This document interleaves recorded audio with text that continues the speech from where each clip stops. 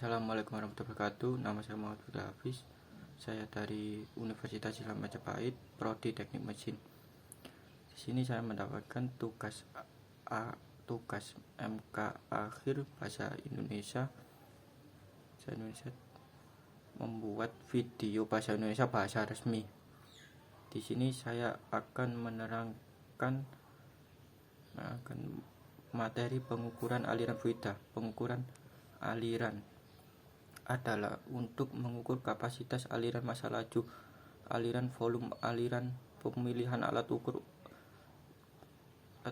aliran tergantung pada ketelitian, kemampuan pengukuran, harga, kemudian pembacaan, kesederhanaan dari keawetan alat ukur tersebut. Dalam pengukuran fluida termasuk penentuan kecepatan, tekanan, kecepatan,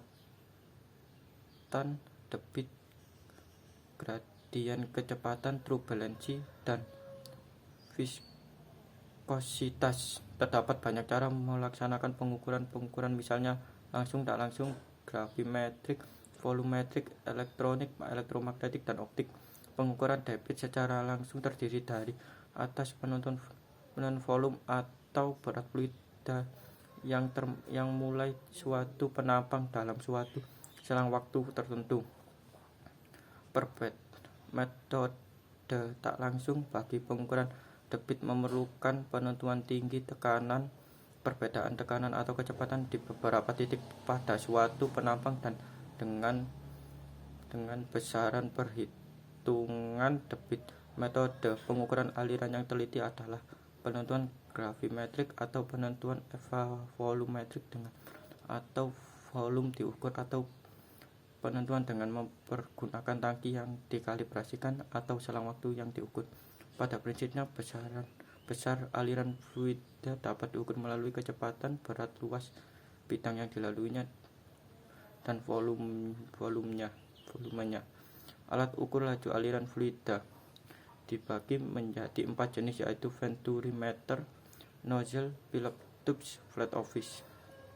Venturimeter ini merupakan alat primer dari pengukuran aliran yang berfungsi untuk mendapatkan beta tekanan, sedangkan alat untuk menunjukkan besaran aliran fluida yang diukur atau alat sekundernya adalah manometer pipa U. Venturimeter memiliki kerugian karena harganya mahal, memerlukan ruangan yang besar, dan rasio diameter trutnya dengan diameter pipa tidak dapat diubah. Untuk sebuah venturimeter tertentu dan sistem manometer tertentu, kecepatan aliran yang dapat diukur adalah tetap, sehingga jika kecepatan aliran berubah, maka diameter trutnya dapat diperbesar untuk memberikan pembacaan yang akurat atau diperkecil untuk mengakomodasi kecepatan aliran maksimum yang baru. Untuk venturimeter ini dibagi menjadi 4 bagian utama, yaitu bagian inlet, bagian yang berbentuk lurus dengan diameter yang sama seperti diameter pipa atau cerobong aliran. Lubang tekanan awal ditempatkan pada bagian ini. Inlet cone, bagian yang berbentuk seperti kerucut yang berfungsi untuk menaikkan tekanan fluida. Trut, leher, bagian tempat pengambilan beda tekanan akhir. Bagian ini berbentuk bulat datar. Hal ini dimaksudkan agar tidak mengurangi atau menambah kecepatan dari aliran yang keluar dari inlet cone. Pada venturimeter ini, fluida masuk melalui bagian inlet dan diteruskan ke bagian outlet cone.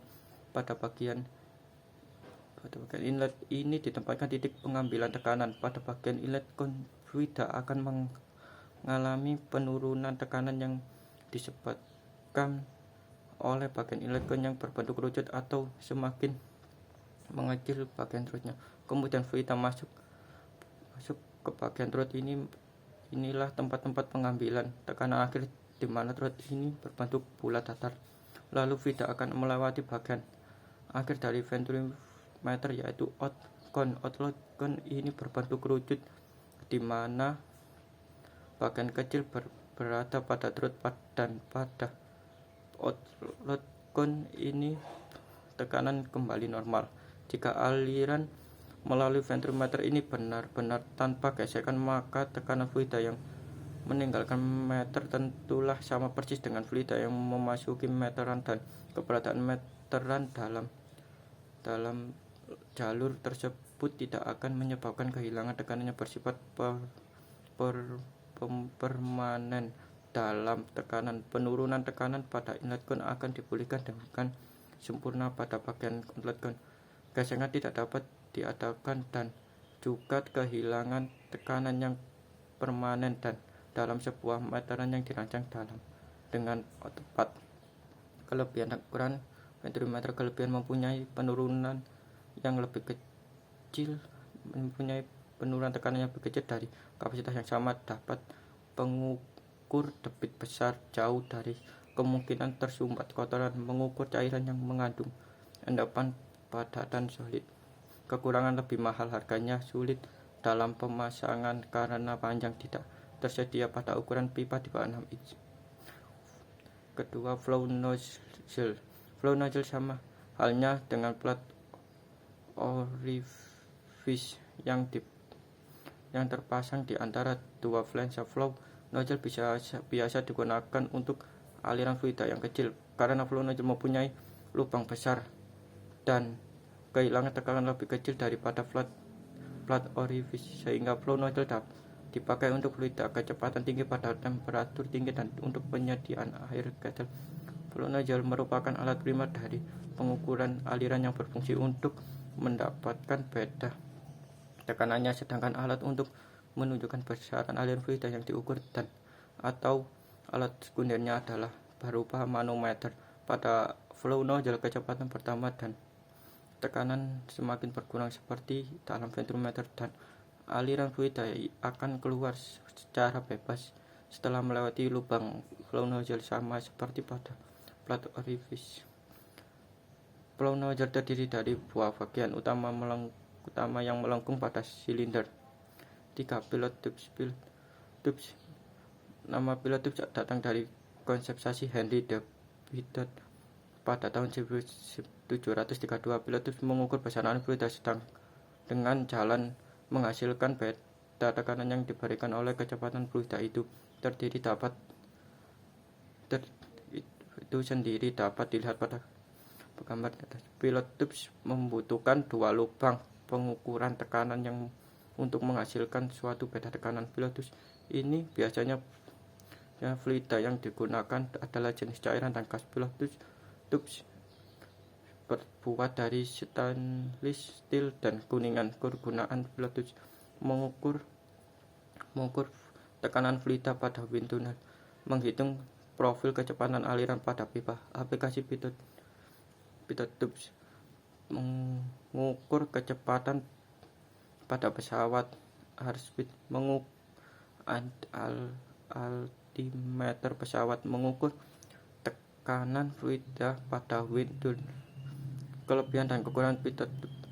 Kelebihan: susunan sederhana, relatif mudah dan murah, tidak perlu adanya kalibrasi pressure drop, aliran kecil. Kekurangan: keakuratan rendah. Untuk beberapa aplikasi, pipa harus lurus dengan kecepatan aliran untuk mendapatkan hal yang baik. 4. Plat orifice. Orifice adalah plat yang berlubang yang disisipkan pada laluan aliran fluida yang diukur, juga merupakan alat primer yang berfungsi untuk mendapatkan beda tekanan antara aliran pada upstream dan downstream dari orifice itu sendiri. Orifice merupakan salah satu alat ukur yang digunakan di lapangan geothermal, dan pada umumnya orifice diletakkan di sebelum barometer. Kelebihan kekurangan orifice. Kelebihan: konstruksinya sederhana, rancangan mudah, harganya relatif murah, mudah dikalibrasi, mudah dirancang atau didapat di tingkat ketelitiannya cukup baik. Kekurangan: penurunan tekanan sedang tinggi. Berikutnya prinsip kerja alat ukur laju aliran fluida, venturimeter. Prinsip kerja venturimeter tanpa manometer ini berdasar pada asas Bernoulli yang berbunyi pada pipa berdadar horizontal, tekanan fluida yang paling besar adalah pada bagian kelajuan aliran yang paling kecil, dan tekanan paling kecil adalah pada bagian kelajuan aliran paling besar.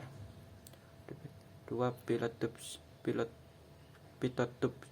Prinsip kerja energi kinetik dikonversikan menjadi static pressure head. Cara kerja pitot tube adalah pipa yang mengukur tekanan statis terletak secara radial pada batang yang dihubungkan ke manometer stat. Tekanan pada ujung pipa di mana masuk merupakan tekanan stagnasi. Kedua pengukuran tekanan tersebut dimasukkan dalam persamaan Bernoulli untuk mengetahui kecepatan aliran. Sulit untuk mendapatkan hasil pengukuran tekanan stagnasi secara nyata karena adanya friksi pada pipa. Hasil pengukuran selalu lebih kecil dari kenyataan akibat faktor C, friksi empirik. 3. Orifice meter. Prinsip kerja orifice meter. Prinsip kerja dari orifice meter adalah fluida yang diukur alirannya dialirkan melalui plat orifice. Perbedaan atau selisih tekanan fluida yang melalui orifice antara upstream dan downstream dicatat. Suhu dan tekanan fluida pada upstream dicatat untuk mengetahui